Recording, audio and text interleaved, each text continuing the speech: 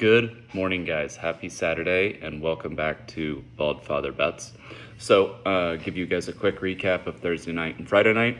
Then we're going to go through every play that we have here on Saturday. A lot of these we've already made in the community posts, and then some that we are adding. The Saturday slate's a little interesting because you only have one ranked versus ranked matchup, so it's a little bit of a sleepy Saturday. And I think you guys will see a theme in our plays. We actually have 12 games that we're playing today, so it's the most that we've ever played on a Saturday. 1 unit each, no multi-unit plays today, but again, you'll kind of see a theme as we go through. So first, a recap. Thursday night, we had the Falcons minus the 2 for 2 units, and wow, what a game.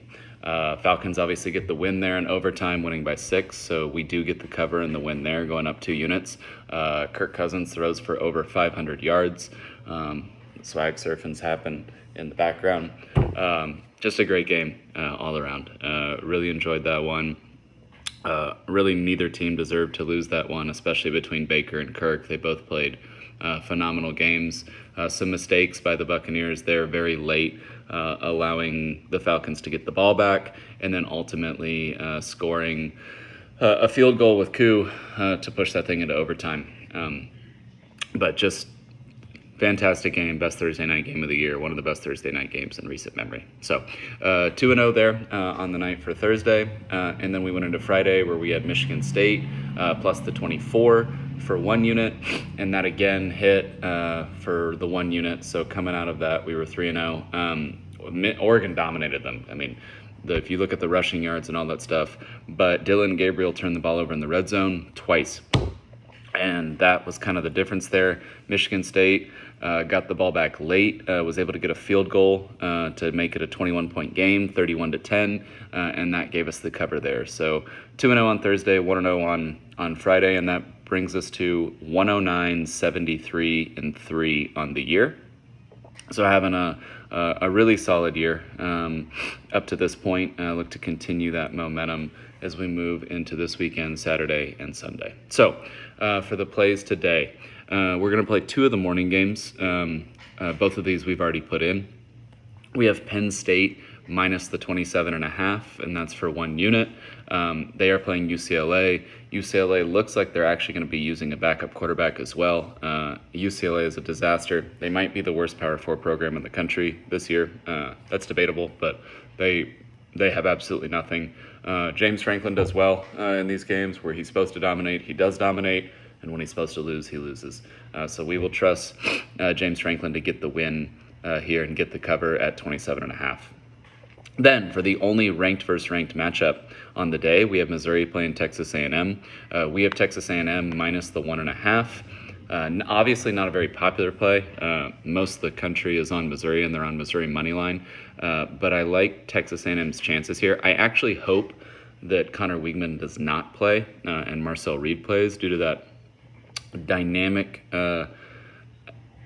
ability that he brings to the game. I couldn't find the word there, but his ability to run combined with the ability to throw, kind of what we saw against Florida when they played them. That's why we're on Texas A&M here. If Weigman does play, it's okay. It's not the end of the world, but would like to see Reed play. Texas A&M's best unit is their defensive line. It kind of neutralizes Missouri's best strength, and their best strength is the outside stretch run play, and then going into play action from that. That opens up Luther Burden III a lot on the outside. I think that Texas A&M will have a game plan to take that away. And once you take that away, Missouri hasn't really been multi-dimensional outside of that this year.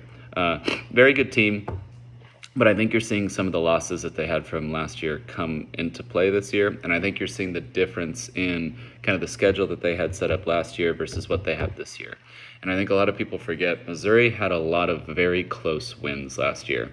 For example, hitting a near 60-yarder to beat Kansas State at the beginning of the year. Throughout the season, they had very close calls that they kept getting on top and win and win and win. And I think you're seeing a little bit of regression back to the mean for Missouri. So like Texas A&M, minus the 1.5 today. And again, that's for 1 unit. Then moving into the afternoon slate, we have Auburn plus the 24 against Georgia. Again, that's one that we've already made the play. Like Auburn's chances here, Auburn has actually been one of the better teams all year long. They just can't win games. They can move the ball. They play very good defense. They have an SEC caliber line of scrimmage. They just can't win games. They find Auburn ways to lose games all the time. The game when we were on Oklahoma last week, we absolutely should have lost that, and Auburn just gave it to us, gave it to Oklahoma right in their hands. But 24 points is a lot of points. So like them, plus the 24 against Georgia, this is also the South's oldest rivalry. It's one of the oldest rivalries in college football, and these teams do tend to get up for each other. No, Georgia's in a very good bounce back spot here. Expect Georgia to come out very motivated. Just think Auburn will as well, and 24 points is a lot of points. We are taking South Carolina plus the 9.5 against Ole Miss. South Carolina being at home. Ole Miss obviously coming off that loss is going to be very motivated, but South Carolina is an exceptional running team. Ole Miss does have a very good rush defense. Another thing that I think people don't realize when they talk about Ole Miss, everyone talks about the high-flying offense and all that stuff, but South Carolina has one of the best pass rushes in college football. Ole Miss is going to have to get out of this thing where they have Jackson Dart dropping back to throw almost every play, no play action, hardly any run game. South Carolina will be able to get after Jackson Dart quite a bit here if that's what they do, and Ole Miss hasn't shown any really other sort of offense all year. So like South Carolina plus the 9.5. Then we go into the Iowa-Ohio State game. We like Iowa here plus the 18.5. So the real question you're asking yourself here is, do you think Iowa can get to 10 points or more? Because the chances that Ohio State's able to get 4 or more touchdowns unless they score defensive touchdowns is very low against an Iowa defense. So do you think Iowa can score a touchdown and a field goal, or do you think they can score 2 touchdowns? Iowa has quietly had I would say a double improved offense from last year, meaning they went from like 130th in the country to like 65th. They quietly have been able to run the ball as well. Excuse me. But I am betting on the fact here that I think Iowa will be able to get to that 10 points or more, and then Ohio State does not score a defensive touchdown. So Iowa plus the 18.5, and again, that's for 1 unit. Then later in the afternoon, we have 2 plays as well. So we're going to take Rutgers plus the 7 against Nebraska. These 2 teams are kind of mirror images of each other, with Nebraska just being the better unit. But I like Rutgers' chances here. Again, I think Nebraska is a little bit overvalued on offense. They've had several stretches throughout games here where they completely go cold on offense, like Schiano, like Rutgers, like their chances here. Rutgers knows that they have an opportunity for a very special season, and Rutgers is not a team that's going to reload every single year. They know that this is their opportunity to win 10 games, 11 games, and like their chances here against Nebraska. Again, I think Nebraska is a little bit overvalued. So Rutgers plus the 7 for 1 unit. Then we are taking Vanderbilt plus the 23 against Alabama, and that's a little bit even later in the afternoon. Alabama coming off of a massively emotional game, going up to Nashville, where SEC knows, hey, that's their home away from home. Usually there's more away fans there than there are home fans. Make a little weekend trip out of it, go up to Nashville, watch our team beat Vandy by 70 points, but not this year. Vanderbilt has really improved their coaching staff, got Diego Pavia in from New Mexico State. They are kind of clicking, actually. They had that win against Virginia Tech, and it proved that it wasn't a fluke. They've been playing very competitive in every game, been winning games. And again, this is a little bit of a hot take from me. So I went into Georgia, Alabama last week, and I thought that Georgia was the better team. Obviously, with the 5-unit play on Georgia, I think that's pretty obvious. After the game was over, even though Georgia lost, I'm even more confident now that Georgia's the better team than Alabama. Alabama had a very good game plan early to blitz Georgia, 100%. Better coaching job by DeBoer than Kirby there.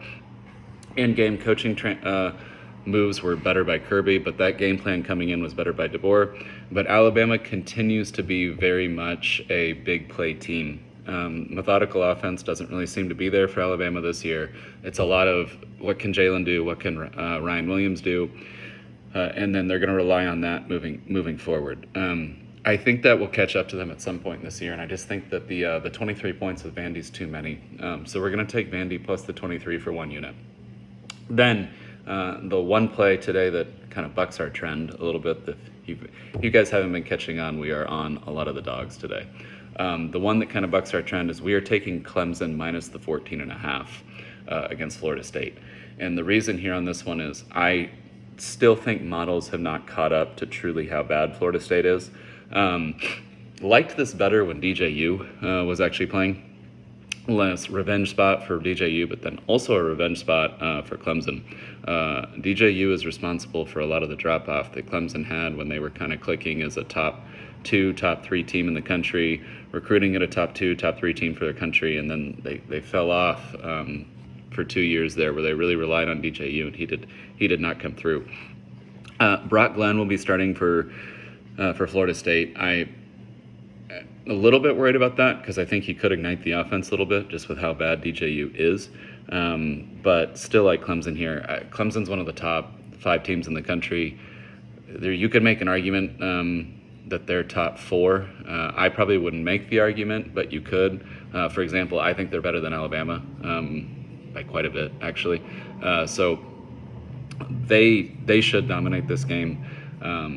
They are a exceptional team. They have a very good coaching staff. Their scheme is really finally clicking now with Riley, Garrett Riley, their offensive coordinator. So like Clemson minus the 14.5 for 1 unit. We're going to take Arkansas. We're moving into the evening slate now. We're going to take Arkansas plus the 14 against Tennessee for 1 unit. This is kind of the spot where I think Bobby Petrino shines. Arkansas at home. Tennessee, definitely one of the top teams in the country. Physical on defense, has the offense, maybe not quite as good as 2022 offense that they had when they were the number 1 offense in the country, but if that was a 10, this is a 9.5. Offense is exceptional, but really the difference between this year and 2022 Tennessee is they have the defense to actually compete, win the SEC, and then make a deep run in the playoff. Tennessee is an exceptional team. Just think that 14 points on a sleepy Saturday in the ABC primetime game in Fayetteville at Arkansas with Taylor Green, Bobby Petrino, Sam Pittman coaching for if he loses this game, he's not going to lose his job, but he understands that this season is coaching for his job. And if he can get a signature win like this, that could really kind of kickstart some momentum for the program and make sure that he stays around to continue to build on some impressive years in the past, but some downtrend that they've had the past 2 years. So like Arkansas plus the 14. Then we're going to be taking Minnesota plus the 8.5 against USC. You can actually get this line now at a better number, 9.5. Think Minnesota is significantly better than USC in the trenches. Obviously doesn't have the same firepower that USC does on offense, but this is a very similar formula to kind of the way Wisconsin and Michigan played USC, which gave them troubles. Obviously, Michigan getting the win. Wisconsin dominated them for a first half, and then USC exploded in that second half. But with Bear Alexander gone, USC does not have a defensive lineman over 300 pounds. Minnesota has one of the biggest offensive lines in the country. And I think over time, being at home, I think Minnesota, that offensive line will kind of settle in. And as long as they don't get blitzed early, and USC scores a bunch of touchdowns early, which can happen. Lincoln Riley is one of the best first 15, first 20, first 25 game script play callers. They could be up 21-0 and this thing is over. But as long as that doesn't happen, like Minnesota's chances of their offensive line kind of settling in the game, and then by the second half breaking off 5-yard, 6-yard, 7-yard runs. Then we're going to go into the Washington versus Michigan, a national championship rematch. Doesn't really feel like that because both coaching staffs are gone, all the players that played in those games are gone, but this is a national championship rematch. We are taking Washington minus the 2.5. We already made that play earlier in the week. You can get it at a better number now. It is Washington minus 1.5 at some places. I have heard there is a Washington minus 1 that exists. Again, I haven't found that, so if any of you do, absolutely take the Washington minus 1. But Washington has moved the ball extremely well on almost everyone. They just haven't been able to put it in the end zone and the red zone. So if they can convert even half of those ones that they've been missing into touchdowns, I think they'd win this game going away. Michigan, though, is a difficult red zone team to score against, so it is kind of a strength against a weakness here. But like Washington's chances to at least get a couple of those touchdowns, they've been moving the ball well. I think Michigan is still really struggling on offense, and think that the traveling east to west that far, Ann Arbor to Seattle, that's difficult and something that these teams aren't used to yet, because this is the first year that we've had conferences that are on complete separate coasts of the country. So, like Washington here, minus the 2.5, and again, you can get that at 1.5 now, but for our record keeping purposes, we gave it out at 2.5, and so that's what we're keeping it at. Then, lastly, in the night game, where game day is today, we are taking Cal plus the 10.5 against Miami. This is another situation where we got a team traveling from Miami to Berkeley. Outside of a game which involves Hawaii, this is the most amount of distance that will be traveled for a game this year. Again, east to west. Cal up for this one because game day is there. First time game day's ever been at Cal. No reason that in any other situation that this game would really even stay close. Just think that due to the travel, due to the Mario Cristobal coaching, and due to the added motivation for Cal that they can keep this one within 10 points and give us that cover. So again, Cal plus the 10.5, and that is for 1 unit. All of the plays today are for 1 unit, no multi-unit plays. Clearly there was a theme today. On Sleepy Saturday, we are going to be taking a lot of the dogs outside of those very small favorites where we're actually contrarian to what everyone else thinks, where we're betting on A&M and we're betting on Washington, and then we're one play where we're kind of going against that grain, and that's the Clemson-Florida State game, just because do not think models have completely caught up to how bad Florida State is. From a talent standpoint, if you looked at college football like a Madden rating score, or you looked at it as a college football 25 EA Sports score, Florida State should be fantastic. They should be one of the best teams in the country, which is why college team talent is something that models take into account, and that's inflating Florida State's score. But clearly they cannot play together as a team. They do not resemble anything that is cohesive as a unit, and think that Clemson is really clicking right now. They are playing together as a team, and they even have more team talent than Florida State does. So don't really think models have caught up to that, and that's why we're on Clemson. But that's it for today. If you guys are betting with us, if you're winning with us, please subscribe, like, share, comment, all that stuff, guys.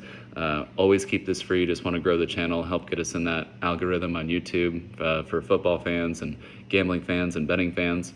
But have a great Saturday. We'll be back at you again tomorrow, where we will pick every NFL game against the slate. Some of those we've already made in the community posts. Again, that's why you got to make sure those notifications are on so you don't miss those when we give them out, because sometimes then there's line movement that would go against us after that. But have a great Saturday. Enjoy the Sleepy Saturday slate, and we will get at you again tomorrow. Bye-bye.